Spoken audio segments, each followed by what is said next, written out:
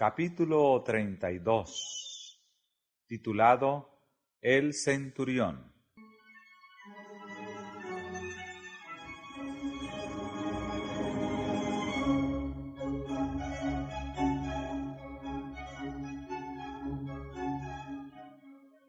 Cristo había dicho al noble cuyo hijo sanara: si no viereis señales y milagros, no creeréis.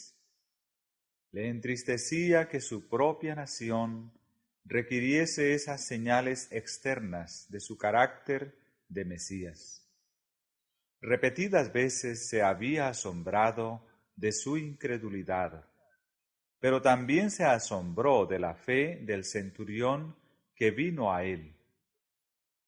El centurión no puso en duda el poder del Salvador, ni siquiera le pidió que viniese en persona a realizar el milagro. Solamente di la palabra, dijo, y mi mozo sanará.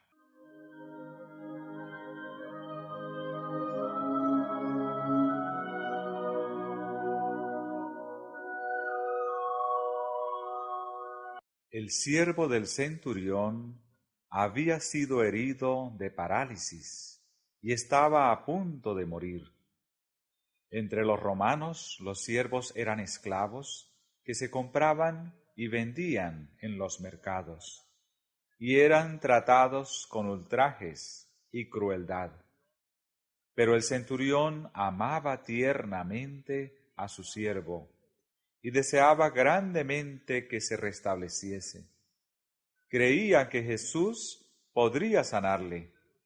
No había visto al Salvador, pero los informes que había oído le habían inspirado fe.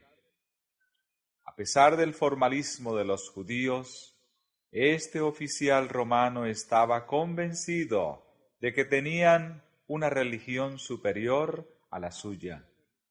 Ya había derribado las vallas del prejuicio y odio nacionales que separaban a los conquistadores de los conquistados. Había manifestado respeto por el servicio de Dios y demostrado bondad a los judíos, adoradores de Dios. En la enseñanza de Cristo, según le había sido explicada, hallaba lo que satisfacía la necesidad del alma. Todo lo que había de espiritual en él respondía a las palabras del Salvador. Pero se sentía indigno de presentarse ante Jesús y rogó a los ancianos judíos que le pidiesen que sanase a su siervo. Pensaba que ellos conocían al gran Maestro y sabrían acercarse a él para obtener su favor.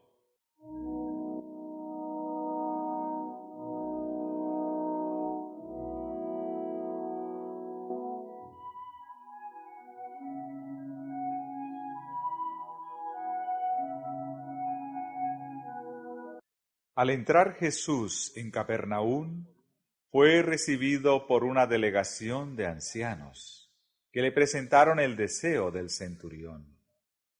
Le hicieron notar que era digno de concederle esto, que ama nuestra nación, y él nos edificó una sinagoga.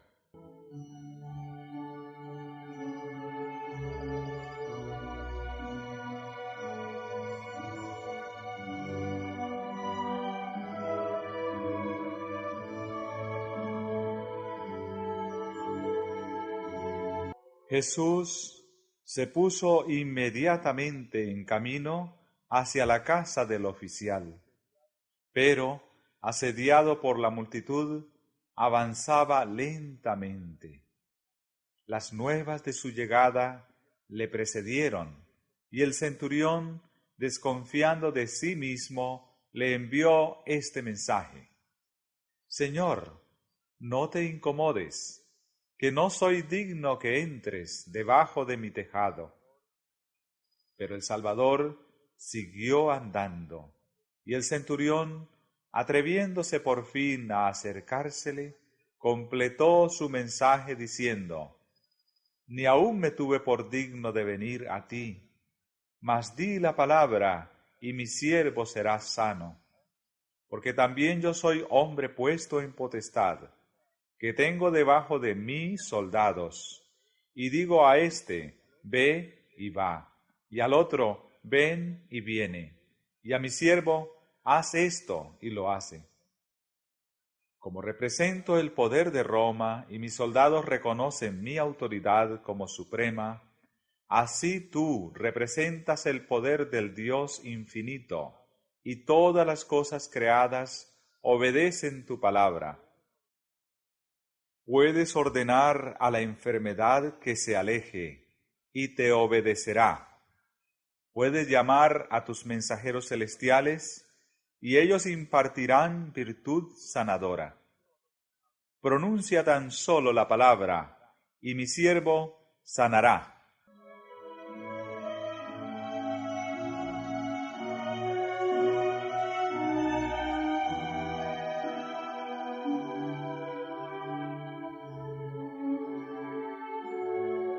Lo cual, oyendo Jesús, se maravilló de él, y vuelto, dijo a las gentes que le seguían: Os digo que ni aun en Israel he hallado tanta fe. Y al centurión le dijo: Como creíste, te sea hecho. Y su mozo fue sano en el mismo momento.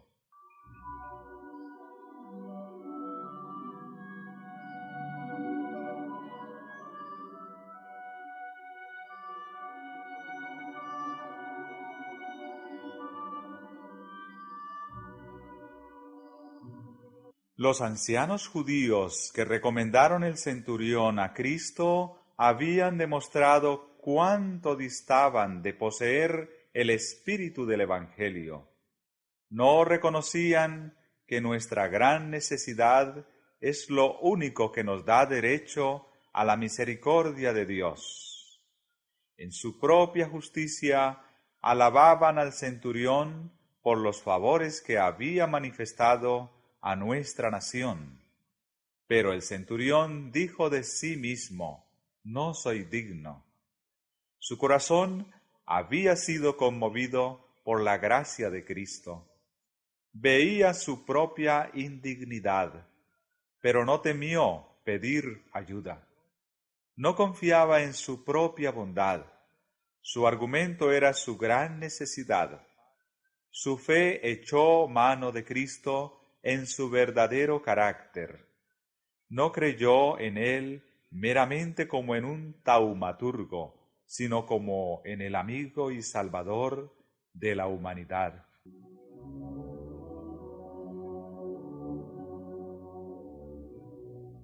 Así es como cada pecador puede venir a Cristo, no por obra de justicia que nosotros habíamos hecho, mas por su misericordia nos salvó.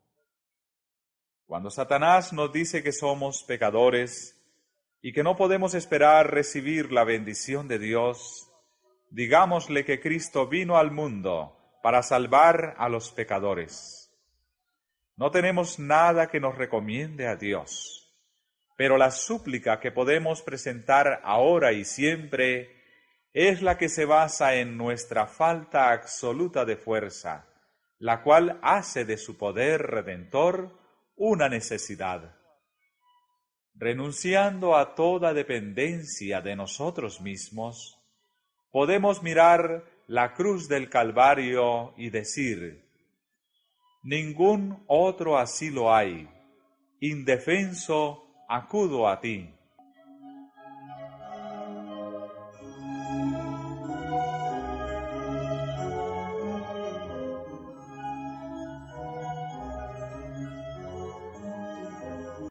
Desde la niñez, los judíos habían recibido instrucciones acerca de la obra del Mesías. Habían tenido las inspiradas declaraciones de patriarcas y profetas y la enseñanza simbólica de los sacrificios ceremoniales, pero habían despreciado la luz y ahora no veían en Jesús nada que fuese deseable. Pero el centurión, nacido en el paganismo y educado en la idolatría de la Roma imperial, adiestrado como soldado, aparentemente separado de la vida espiritual por su educación y ambiente, y aún más por el fanatismo de los judíos y el desprecio de sus propios compatriotas para con el pueblo de Israel, percibió la verdad a la cual los hijos de Abraham eran ciegos. No aguardó para ver si los judíos mismos recibirían a aquel que declaraba ser su Mesías. Al resplandecer sobre él la luz verdadera que alumbra a todo hombre que viene a este mundo, aunque se hallaba lejos, había discernido la gloria del Hijo de Dios.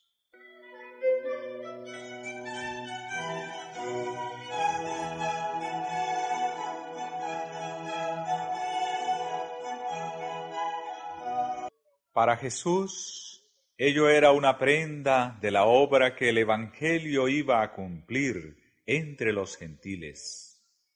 Con gozo miró anticipadamente a la congregación de almas de todas las naciones en su reino. Con profunda tristeza describió a los judíos lo que les acarrearía el rechazar la gracia. Os digo que vendrán muchos del oriente y del occidente, y se sentarán con Abraham e Isaac y Jacob en el reino de los cielos. Mas los hijos del reino serán echados a las tinieblas de afuera. Allí será el lloro y el crujir de dientes. Oh, cuántos hay que se están preparando la misma fatal desilusión. Mientras las almas que estaban en las tinieblas del paganismo aceptan su gracia.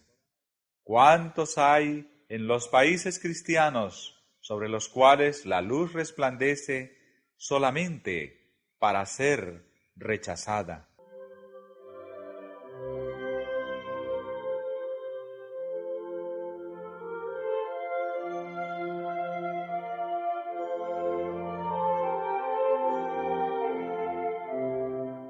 A unos 30 kilómetros de Capernaum, en una altiplanicie que dominaba la ancha y hermosa llanura de Esdraelón, se hallaba la aldea de Naín, hacia la cual Jesús encaminó luego sus pasos. Le acompañaban muchos de sus discípulos con otras personas, y a lo largo de todo el camino la gente acudía, deseosa de oír sus palabras de amor y compasión, trayéndole sus enfermos para que los sanase, y siempre con la esperanza de que él, que ejercía tan maravilloso poder, se declararía Rey de Israel. Una multitud le rodeaba a cada paso, pero era una muchedumbre alegre y llena de expectativa la que le seguía por la senda pedregosa que llevaba hacia las puertas de la aldea montañesa.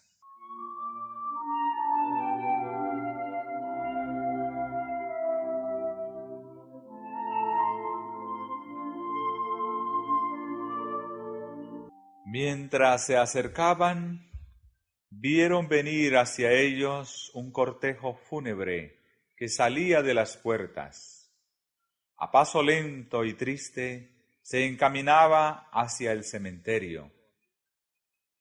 En un féretro abierto, llevado al frente, se hallaba el cuerpo del muerto, y en derredor de él estaban las plañideras que llenaban el aire con sus llantos.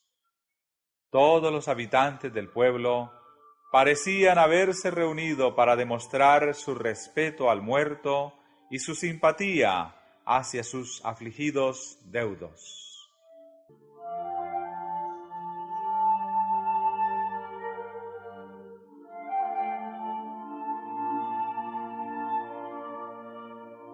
Era una escena propia para despertar simpatías.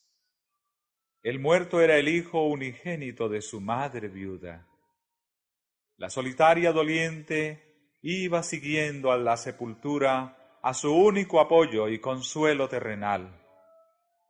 Y como el Señor la vio, compadecióse de ella. Mientras ella seguía ciegamente llorando, sin notar su presencia, Él se acercó a ella y amablemente le dijo: «No llores». Jesús estaba por cambiar su pesar en gozo, pero no podía evitar esta expresión de tierna simpatía.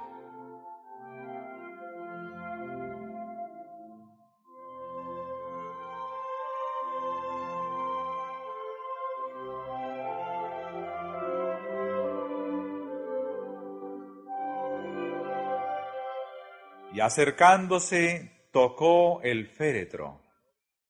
Ni aun el contacto con la muerte podía contaminarle.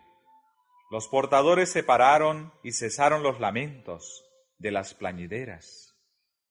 Los dos grupos se reunieron alrededor del féretro, esperando contra toda esperanza. Allí se hallaba un hombre que había desterrado la enfermedad y vencido demonios.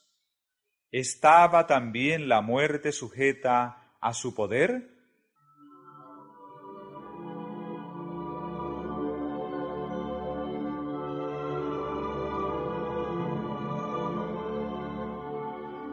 Con voz clara y llena de autoridad, pronunció estas palabras: «Mancebo, a ti digo, levántate». Esa voz penetra los oídos del muerto. El joven abre los ojos. Jesús le toma de la mano y lo levanta. Su mirada se posa sobre la que estaba llorando junto a él, y madre e hijo se unen en un largo, estrecho y gozoso abrazo. La multitud mira en silencio como hechizada, y todos tuvieron miedo. Por un rato permanecieron callados y reverentes, como en la misma presencia de Dios. Luego glorificaban a Dios, diciendo: «Que un gran profeta se ha levantado entre nosotros, y que Dios ha visitado a su pueblo». El cortejo fúnebre volvió a Naín como una procesión triunfal, y salió esta fama de él por toda Judea y por toda la tierra de alrededor.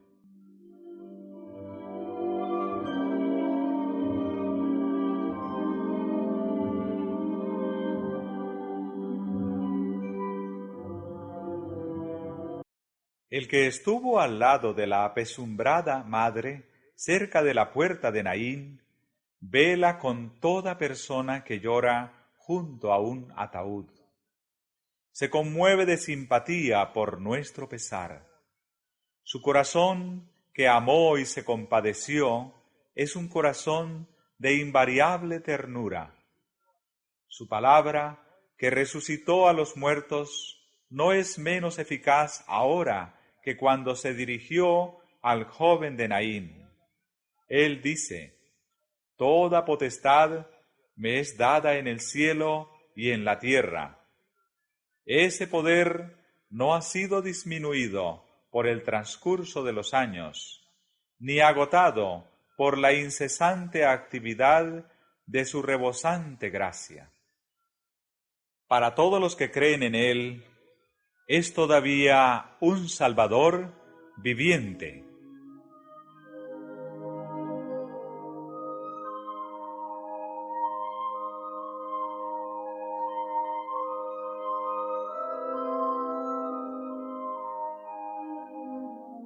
Jesús cambió el pesar de la madre en gozo cuando le devolvió su hijo. Sin embargo, el joven no fue sino restaurado a esta vida terrenal para soportar sus tristezas, sus afanes, sus peligros y para volver a caer bajo el poder de la muerte. Pero Jesús consuela nuestra tristeza por los muertos con un mensaje de esperanza infinita. Yo soy el que vivo y he sido muerto, y he aquí que vivo por siglos de siglos, y tengo las llaves del infierno y de la muerte. Así que, por cuanto los hijos participaron de carne y sangre, Él también participó de lo mismo, para destruir por la muerte al que tenía el imperio de la muerte, es a saber, al diablo, y librar a los que por el temor de la muerte estaban por toda la vida sujetos a servidumbre.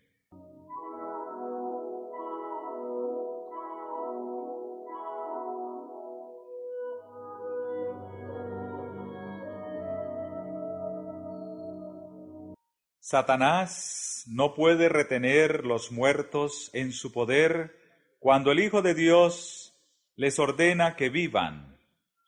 No puede retener en la muerte espiritual a una sola alma que con fe reciba la palabra de poder de Cristo. Dios dice a todos los que están muertos en el pecado: despiértate tú que duermes, y levántate de los muertos. Esa palabra es vida eterna. Como la palabra de Dios que ordenó al primer hombre que viviera, sigue dándonos vida. Como la palabra de Cristo, mancebo, a ti digo, levántate, dio la vida al joven de Naín, así también aquella palabra, levántate de los muertos, es vida para el alma que la recibe. Dios nos ha librado de la potestad de las tinieblas y trasladado al reino de su amado Hijo. En su palabra todo nos es ofrecido. Si la recibimos, tenemos liberación.